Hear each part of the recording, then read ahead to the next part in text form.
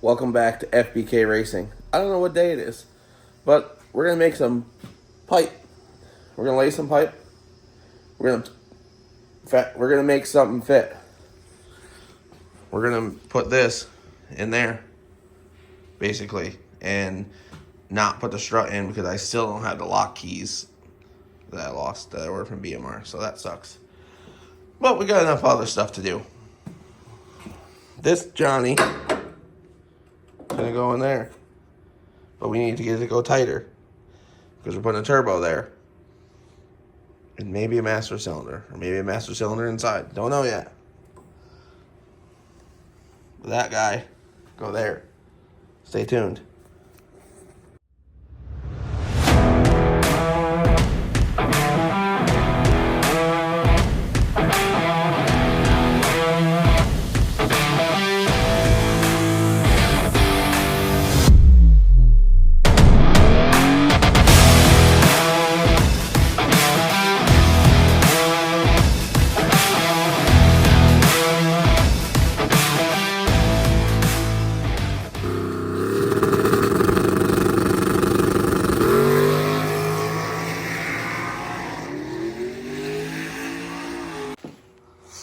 Alright, I was able to get this Johnny to fit in there fairly nice.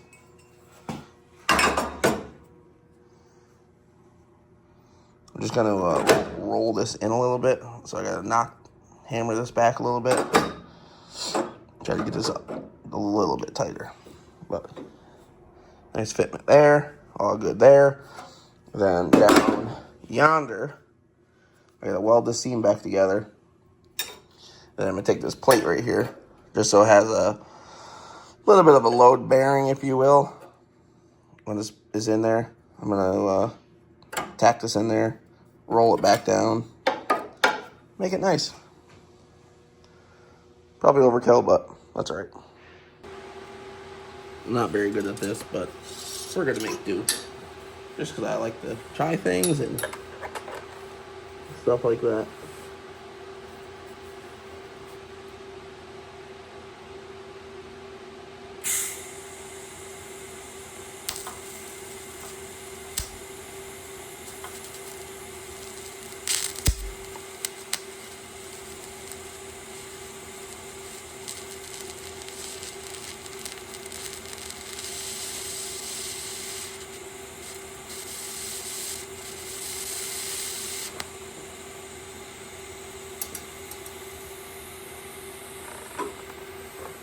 Well, it's sticked.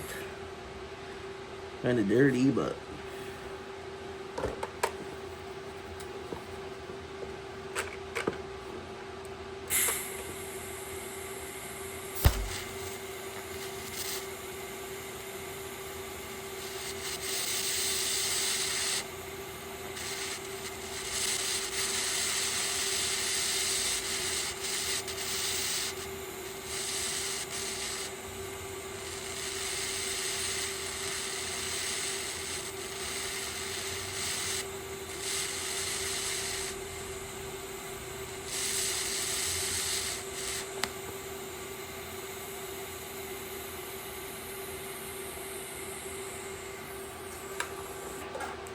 definitely not pretty, but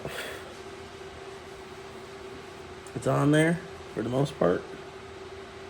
I guess I gotta get a wire brush, clean it up, and start working it around. I'm gonna have to put a relief cut in this panel to fold it back, to fold it down.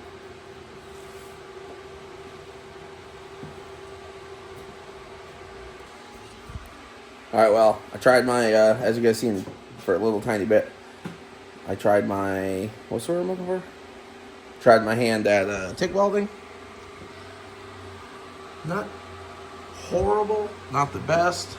Had a little gap there, and wrong filler rod, and too much heat, and blew some holes through it, so that looks like butt, but a little grinder action.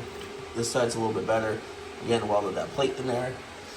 I'm gonna do the same thing on this side. I just brought this over to the tubing bender, bent this up. That's pretty good right there. I gotta take off like an angle on that just to roll it this way a little bit. The other thing I'm gonna do is, I'm kind of like, I know there's a word for it, but I'm gonna slice this off right here. This little nipple or little titty right here. Just so I can get this bar to slide over the best I can. Because it doesn't need to be perfectly symmetrical like that side is, or at all. The main goal is to get it so I have the most amount of room right here to put the turbos in there. So let me knock that part out. Get this to fit in there. Yeah.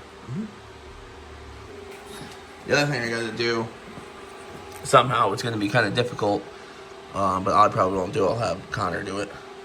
I'd like to weld this tin to this bar here. I got the gap as best I could. A little bit better up here, but obviously we won't put anything here because there's a huge gap there, but get some in there and finish welding that all around, and the strut bars will be done. And once that is done, I guess we can set the motor in here, put the turbos where they can be, and plan for headers.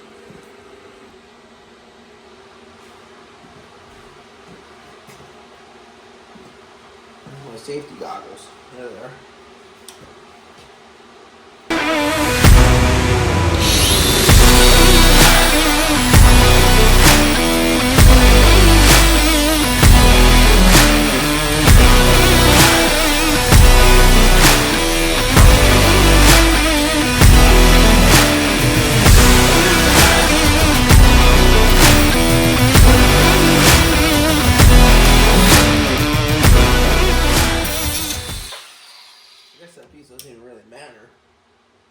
This part is doubled up part here, so I might as well just freaking ground her down smooth, because I don't need it. Well, before I grind it down, let me make sure that bar fits in there better.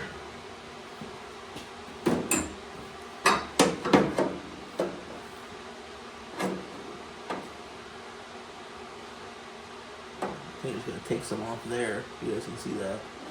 Roll that in that way.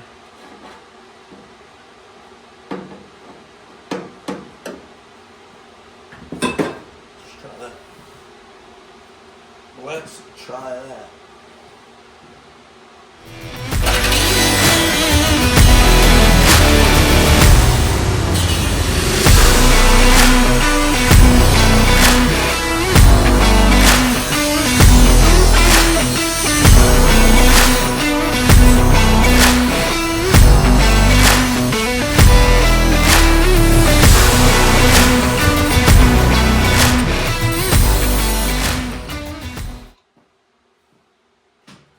Take a little sliver there. It's easier to take a little bit, a lot of it.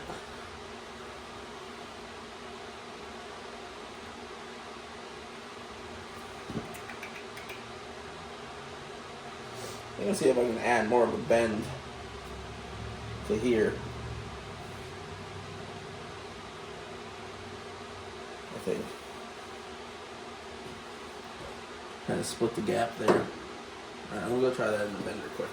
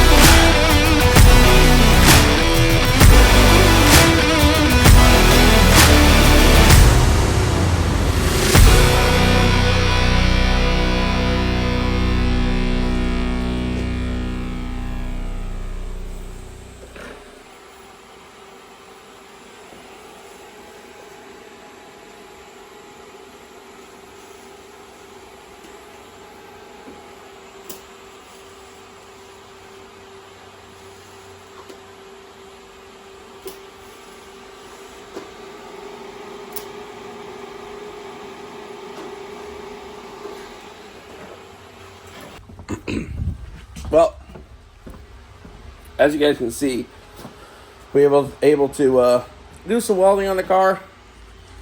We got both bars in. I want to say shout out to my buddy Andy, who is an instructor at a welding school locally to us.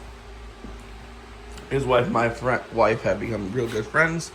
Same with our kids. So he was in the area, had nothing to do, so he stopped by and got this all welded up for me. That welded up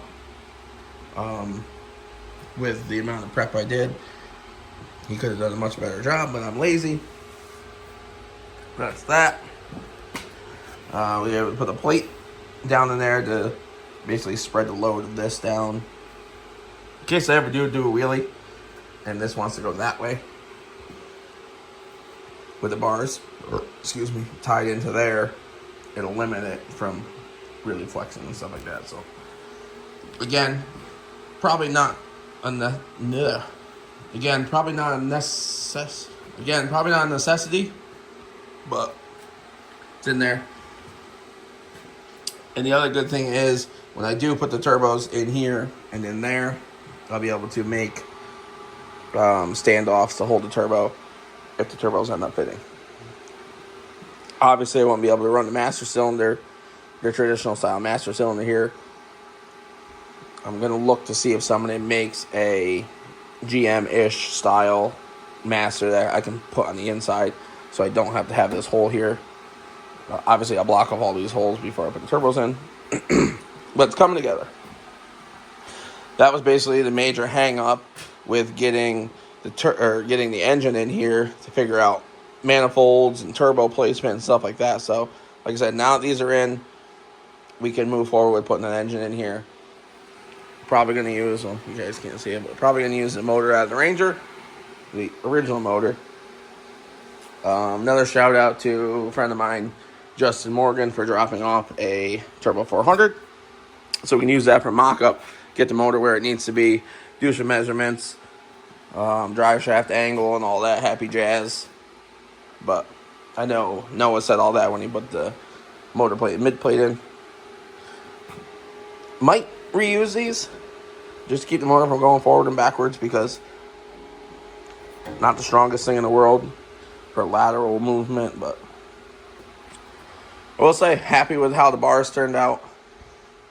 I did down here have to MIG weld that because my gap was too tight and I didn't want to just keep wasting time by bending a new bar and stuff, so I did MIG weld underneath there to fill the gap in.